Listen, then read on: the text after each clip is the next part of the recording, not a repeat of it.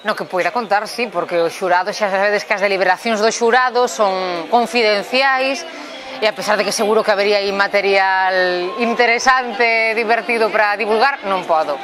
Pero sí que foi mes e medio de lecturas obrigatorias, como na escola, non? Así que, por unha banda, tiña ese factor de que un non escollo que vai ler que llo impoñen, digamos, non? Logo tiña outro factor interesante que é ler ás cegas. Ás veces cando lemos un libro non sabemos moito do autor ou da autora, pero temos a foto na lapela, o dato no ano no que naceu, en que cidade naceu, de que traballa, que outros libros escribiu.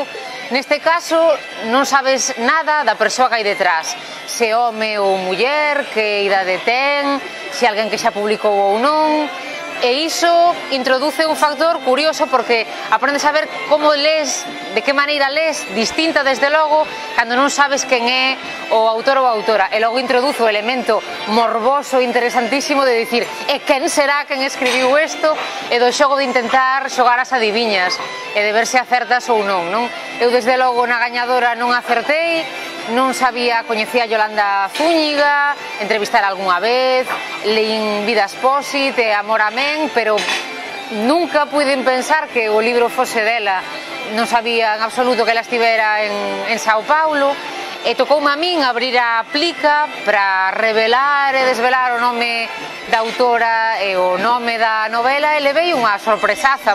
E despois hai outro aspecto moi divertido, moi enriquecedor e moi interesante, que é esa parte de club de lectura que ten o xurado dun premio, o xurado dos Xerais, que é o único premio literario no que estiven, que é reunirte con outra xente a que coñeces ou non, con outros lectores e lectoras, para ver que leron eles, en que coincides, en que non coincides, que o que a eles lles gusta nun libro, que os emociona, que os conmove, e despois intentar mesmo unificar un criterio que non é igual en todos os casos, para todas as persoas, que novela, que tipo de novela debería levar o premio Xerais. Eu só vos digo que espero que cando saia Perifería, que poñades, que esteades todos facendo coral na libraría física ou virtual para compralo. Eu creo que a gran renovación do século XXI vai vir imposta, como xa diría Karl Marx, polas circunstancias económicas nas que nos atopamos. Eu creo que o cambio de século realmente vai ser este. A nosa vida vai cambiar, está cambiando, e vai cambiar tamén a arte que producimos, a cultura que facemos.